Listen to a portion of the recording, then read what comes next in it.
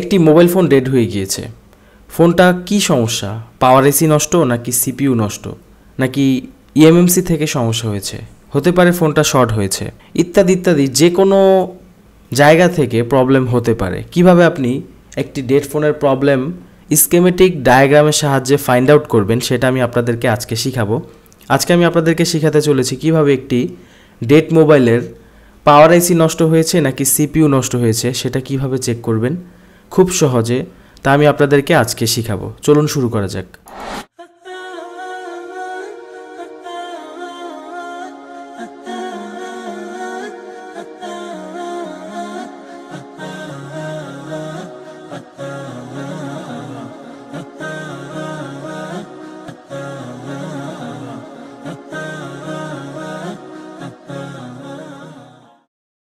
Welcome to Borneo schematic diagram. এটা হচ্ছে Borneo schematic diagram. এখান থেকে আমরা স্কেমেটিকে ক্লিক করব, তারপর হচ্ছে আমাদের ফোনের যে মডেল সেই মডেলটা সিলেক্ট করব। তো আমার ফোনটা হচ্ছে Xiaomi Note 8। আমরা এখান থেকে Xiaomi Note 8 সিলেক্ট করব। তারপর এখানে দুইটা ডায়াগ্রাম দেখা যাবে, একটা হচ্ছে লেআউট, একটা হচ্ছে ডায়াগ্রাম। তো দুইটাই আমাদের এখান থেকে ক্লিক করে সিলেক্ট করে নিতে হবে। এখানে দুই ধরনের ডায়াগ্রাম থাকবে, একটা হচ্ছে লেআউট আর একটা হচ্ছে ডায়াগ্রাম। এখন আমরা সর্বপ্রথম ফোনের সিপিইউ চেক করব। সিপিইউ চেক করার দুইটা পদ্ধতি আছে। একটা হচ্ছে কম্পিউটারের সাথে ইউএসবি কেবল লাগিয়ে দেখতে হবে যে কম্পিউটারের ড্রাইভার পায় কিনা। যারা সফটওয়্যারে কাজ করি অবশ্যই ভালোভাবে বুঝতে পেরেছেন। আরেকটা হচ্ছে মাদারবোর্ড থেকে একটি ভোল্টেজ মাপতে হয়, যেই ভোল্টেজটা সঠিকভাবে পাওয়া গেলে আপনার সিপিইউ ওকে আছে, পাশাপাশি পাওয়ার আইসি, চার্জিং আইসিও ওকে আছে। তাহলে এখানে আপনি সিপিইউ চেক করার জন্য সিপিইউ পাশাপাশি পাওয়ার আইসি, চার্জিং আইসি তিনোটা একসাথে চেক করার জন্য আপনাকে সার্চ করতে হবে পিএস হোল্ড। এখানে সার্চ করার পর অনেকগুলো রেজাল্ট চলে আসবে, আপনি যে কোনো একটাই ক্লিক করবেন।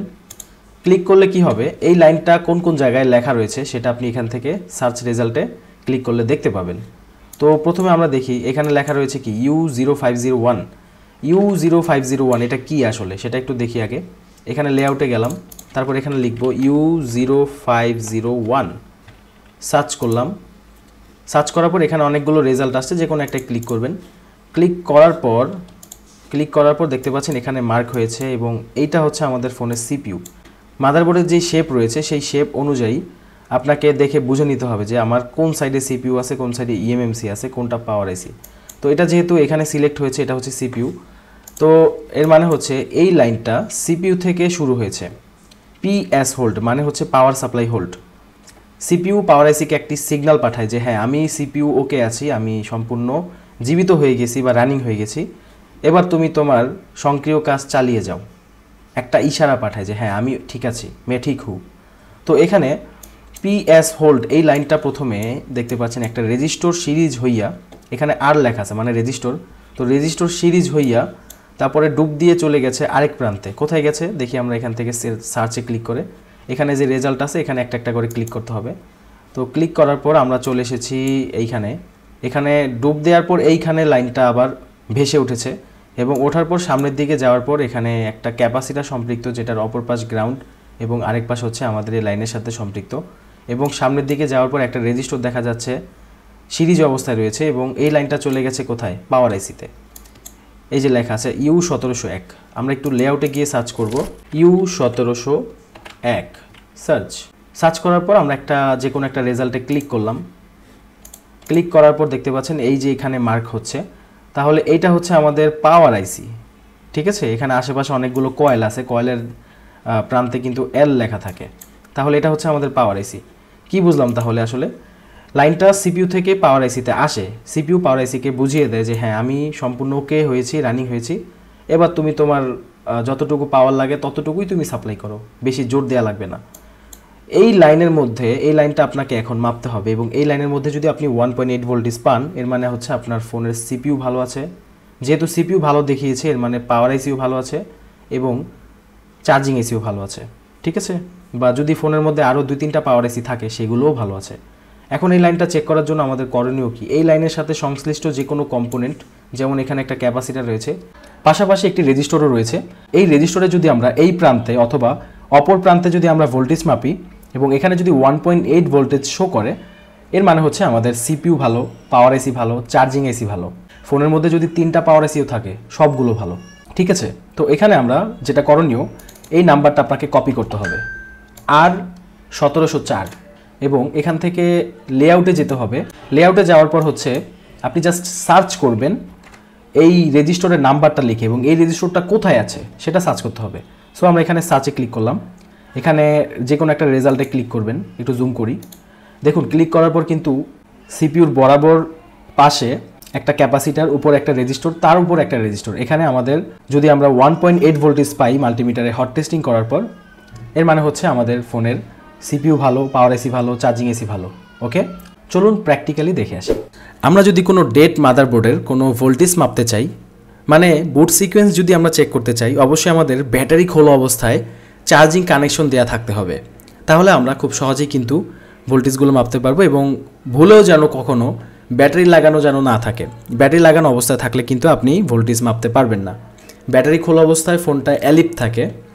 একটা ডেড ফোনেও দেখা গেল যদি পাওয়ার আইসি ভালো থাকে সেক্ষেত্রে কিন্তু সবগুলো লাইন সাপ্লাই করে থাকে। এখন আমরা হট টেস্টিং করব। আমরা ডায়াগ্রাম থেকে যেই রেজিস্টারটা ট্র্যাক করেছিলাম সেটা এখন আমরা মাপবো। তো আমাদের পাওয়ার সাপ্লাইয়ের লাইন একটা গ্রাউন্ডে রেখে আরেকটা হচ্ছে আমরা এই রেজিস্টারে রাখছি এবং আমাদের ফোনটা চার্জিং কানেকশন দেওয়া অবস্থায় রয়েছে। এখানে কোনো ভোল্টেজ কিন্তু আসছে না, দেখতে পেলেন। আবারও আমরা মাপতেছি অপর পাশে, এখানেও কিন্তু কোনো ভোল্টেজ আসছে না। এর মানে হচ্ছে আমাদের ফোনের সমস্যা রয়েছে, হয়তো সিপিইউ খারাপ অথবা পাওয়ার আইসি খারাপ হওয়ার কারণে এখানে সিপিইউটাও কাজ করতে পারতেছে না। চলুন এবার পাওয়ার আইসি মেপে আসি।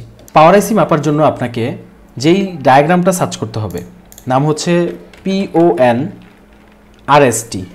তো এখানে শুধুমাত্র আমরা পন লিখলাম, লেখার পর হচ্ছে এখানে সার্চ করব। সার্চ করার পর হচ্ছে এখানে যে রেজাল্ট আসবে যে কোনো একটা ক্লিক করলাম। ক্লিক করার পর দেখতে পাচ্ছেন লেখা রয়েছে পন রিসেট।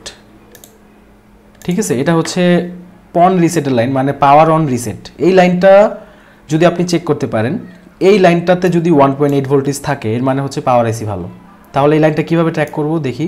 আমরা এখন এখানে সার্চ করে দেখি যে এই লাইনের সাথে কোনো কম্পোনেন্ট সম্পৃক্ত কিনা, তাহলে আমাদের জন্য সার্চ করতে সুবিধা হবে। এই যে দেখতে পাচ্ছেন power on reset line, N মানে হচ্ছে লাইন এবং এখানে R0501 এটা হচ্ছে রেজিস্টারের নাম্বার। এখানে একটা রেজিস্টার থাকবে, পাশাপাশি একটা ক্যাপাসিটারের সাথেও লাইনটা সম্পৃক্ত রয়েছে। আমরা এখান থেকে ক্যাপাসিটারটি ট্র্যাক করব। ক্যাপাসিটারটি কোথায় রয়েছে বোর্ডের মধ্যে, C0501 এই নাম্বারটা আমাদের কপি করতে হবে এবং লেআউটে গিয়ে নাম্বারটা আপনি পেস্ট করে সার্চ করবেন। সার্চ করার পর এখান থেকে যে কোনো একটা রেজাল্টে ক্লিক করবেন, একটু জুম করে রেজাল্টে ক্লিক করবেন তাহলে সুবিধা হবে। তো দেখতে পাচ্ছেন কোথায় রয়েছে, এখানে একটা শেপ দেখা যাচ্ছে। সো এখানে C0501 দেখা যাচ্ছে। আমরা বোর্ড থেকে এখন প্র্যাকটিক্যালভাবে মেপে দেখব এখানে 1.8 ভোল্টেজ পাওয়া যায় কিনা। যদি পাওয়া যায় তাহলে আমাদের ফোনের পাওয়ার আইসি ভালো, সিপিইউ খারাপ। ওকে, আর যদি কিছুই না পাওয়া যায় এর মানে হচ্ছে আমাদের ফোনের পাওয়ার আইসি খারাপ, যার কারণে আমরা যখন সিপিইউ মেপেছিলাম তখন পাওয়ার আইসির কারণে সিপিইউ খারাপ দেখিয়েছিল। ওকে, সো চলুন প্র্যাকটিক্যাল দেখে আসি। তো আমরা ডায়াগ্রাম অনুযায়ী এই ক্যাপাসিটারের মধ্যে ভোল্টেজ মাপছি। দেখতে পাচ্ছেন কোনো ভোল্টেজ কিন্তু এখানে শো করছে না। অপর পার্টে মাপতেছি, এখানেও কিন্তু কোনো ধরনের ভোল্টেজ শো করছে না। দেখতে পাচ্ছেন এখানে 0.3 মতো শো করেছিল, এটা আসলে কিছুই না, ফকিরের ভিক্ষা ছাড়া কিছুই না। এই ধরনের ভোল্টেজ প্রযোজ্য না আসলে। তো এখানে 1.8 শো করতে হবে, এখানে কিছুই শো করে নাই। এর মানে হচ্ছে আমাদের ফোনের পাওয়ার আইসি নষ্ট, যার কারণে সিপিইউ নষ্ট দেখাইছে। তখন যদি আপনার পাওয়ার আইসি ভালো না থাকে তাহলে গাড়ি চলবে কিভাবে, তাই না? সহজ কথা, এখন ফোনের পাওয়ার সেকশন থেকে সমস্যা। পাওয়ার আইসিটি কোনো কারণে সে ভোল্টেজ দিতে পারছে না। হয়তো এমন হতে পারে, এক, আশেপাশের ক্যাপাসিটার শর্ট রয়েছে, দ্বিতীয়ত হতে পারে বাক কয়েলে প্রবলেম আছে, তৃতীয়ত হতে পারে পাওয়ার আইসি নিজেই নষ্ট হয়ে গেছে। তাহলে চলুন আমরা চেক করে দেখে আসি। সর্বপ্রথম আমরা ফোনের ভিপিএস লাইনটি মেপে নিব। এটা হচ্ছে চার্জিং এসি পাশের কয়েল, যেটাতে আমরা মাল্টিমিটার ধরেছি। এখানে 3.2 দেখাচ্ছে। 3.2 থেকে 4.2 পর্যন্ত যদি এখানে ভোল্টেজ আসে এর মানে আমাদের ভিপিএস লাইন ওকে আছে। আমরা সবাই জানি ব্যাটারির ভিবেটের যে লাইনটা, এই লাইনটা প্রথমে চার্জিং এসিতে যায় এবং চার্জিং এসি থেকে যেই লাইনটা আউটপুট হয় সেটাকে বলা হয় ভিপিএইচ এবং এই ভিপিএস লাইনটা কিন্তু অত্যন্ত জরুরি একটা লাইন। এটা অনেক সময় বেশিরভাগ ঠুসঠাস করে নষ্ট হয়ে যায়, যার কারণে ফোনগুলো কিন্তু অটো রিডিং শর্ট হয় বা পাওয়ার অন করতে গেলে 0-0ই থাকে, কোনো সেন্স আসে না। এই ধরনের প্রবলেমগুলো কিন্তু এই ভিপিএস লাইন থেকে হয়, যার কারণে আমরা প্রথমে এটা চেক করে নিলাম। তাহলে ভিপিএস লাইন যেহেতু ভালো, এবার আমরা পাওয়ার আইসির যে সেকশনটা রয়েছে, পাওয়ার আইসির যে এলাকাটা রয়েছে, এই এলাকার মধ্যে কোনো বাক কয়েল ভাইরা কি নষ্ট আছে কিনা সেটা চেক করব। তো আমরা মাল্টিমিটারে বাজার মোডে চেক করছি। দেখতে পাচ্ছেন আমাদের এই কয়েলটা ভালো, যদি বি পাশে তাহলে বুঝতে হবে ভালো। ঠিক আছে, নর্মালি এভাবেই চেক করতে হবে আপনাকে। ওকে, এটাও ভালো আছে। এভাবে আমরা সবগুলো কয়েল একটা একটা করে মেপে নিব। কয়েলগুলো মাপতে একটু কষ্ট হচ্ছে কারণ আশেপাশে পেস্ট আছে, যার কারণে আমাদের একটু বিন্দাইয়া হচ্ছে মাল্টিমিটারটা দিয়ে চেক করতে হচ্ছে, দেখতে পাচ্ছেন। তো আমি যেভাবে মাপতেছি এভাবে আপনারা সকলে পাওয়ার আইসি যদি সন্দেহ করেন যে পাওয়ার আইসি সেকশনে কোনো প্রবলেম আছে কিনা, তখন আপনারা এইভাবে প্রত্যেকটা কয়েল মাপতে পারেন।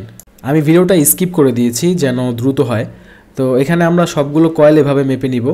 তো সবগুলো কয়েল আমাদের কিন্তু ঠিকঠাক আছে, সবগুলো কয়েলই কিন্তু আমাদের বিপ দিয়েছে। ওকে, এবার হচ্ছে আমাদের পাওয়ার আইসির আশেপাশে কোনো ক্যাপাসিটার শর্ট আছে কিনা সেটা চেক করতে হবে।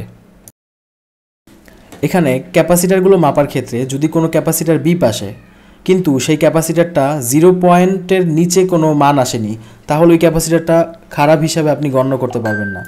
সোজা কথা হচ্ছে, দেখতে পাচ্ছেন এখানে 8.3 আসতেছে, এটা কিন্তু ভালো ক্যাপাসিটার। যদি এখানে 0.987 ওরকম আসতো তাহলে বুঝতাম সেটা প্রবলেম আছে, কিন্তু আমাদের আসছে হচ্ছে 8। তো এইভাবে আমরা চেক করব, সবগুলো ক্যাপাসিটার চেক করবো এইভাবে। দেখতে পাচ্ছেন এখানে একটা ক্যাপাসিটার শর্ট দেখাচ্ছে এবং 0.6 রিডিং এসেছে। এর মানে হচ্ছে আমাদের লাইনটা শর্ট আছে। আমরা আরেকটা লাইন আপনাদেরকে চেক করে দেখাই, যেটা ইতিমধ্যে আমরা কিন্তু বিপ পেয়েছিলাম, বাট এখানে 8.2 আছে। এটাকে মাফ করে দিতে হবে, এটা কিন্তু শর্ট না, এটা কিন্তু জি হার্সের লাইন। যাই হোক, আমাদের যেহেতু একটা ক্যাপাসিটার শর্ট পেয়েছি, এখন আমরা এই ক্যাপাসিটারটা ডায়াগ্রাম থেকে দেখব যে লাইনটা কিসের লাইন এটা, ঠিক আছে।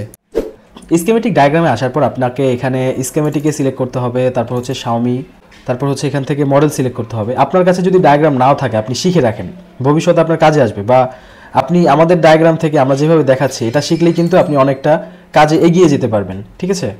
তো অবশ্যই আপনাকে ডায়াগ্রাম সম্পর্কে নলেজ নিতে হবে, এবং আপনি যখন ডায়াগ্রাম সম্পর্কে প্রপারলি বুঝে যাবেন, যে কোনো ফোন যে কোনো সমস্যা, দেখা গেল আরও 10টা টেকনিশিয়ান আইসি চেঞ্জ করেও সমস্যার সমাধান করতে পারেনি, ওইটা ইনশাল্লাহ আপনি একটা ছোট্ট একটা প্রবলেম ফাইন্ড আউট করে কিন্তু খুব সহজে ছোট্ট একটা কাজ করে সমাধান করে দিতে পারবেন যদি আপনার ডায়াগ্রাম জানা থাকে। ওকে, সো এখন আমরা যেটা করব, লেআউট থেকে আমরা যে ক্যাপাসিটারটা শর্ট পেয়েছিলাম সেই ক্যাপাসিটারটা আমরা এখান থেকে ট্র্যাক করব। এখান থেকে আমরা এই ক্যাপাসিটারটা শর্ট পেয়েছিলাম, এটার নাম্বার হচ্ছে C1701। ওকে, তাহলে আমরা ডায়াগ্রাম থেকে C1701 সার্চ করব।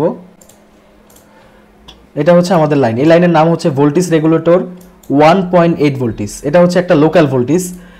এই ভোল্টেজটা সাধারণত পাওয়ার আইসি থেকে প্রোভাইড করে, এবং এই ভোল্টেজটা শুধুমাত্র এই ভোল্টেজটা হচ্ছে যেখানে 1.8 ভোল্টেজ দরকার লোকালিভাবে, সেখানে সব জায়গায় সে সাপোর্ট দেয়।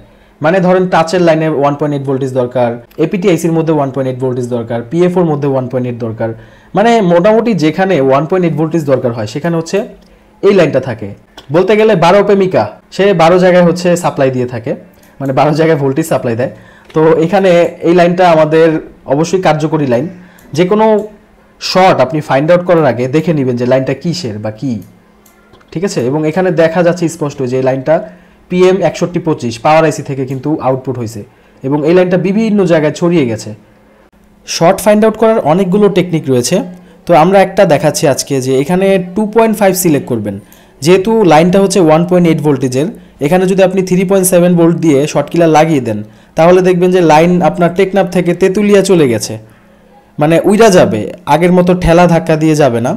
সো এখন আমরা শর্ট কিলারটি লাগিয়ে দিব কালো কালার লাইন গ্রাউন্ডে, এবং লাল কালারটি টুইজারে ধরে আমরা ক্যাপাসিটারের দুই প্রান্তের মধ্যে যে কোনো এক প্রান্ত করে টাচ করে দেখব। ওকে, এখানে আমাদের ক্যাপাসিটারের কোনটা পজিটিভ আমরা জানি না। শর্টকাট ওয়ে হচ্ছে যে কোনো এক পাশে আপনি শর্ট কিলার লাগিয়ে দিবেন, দেখবেন যে কোন পাশে লাগানোর পর গরম হয়।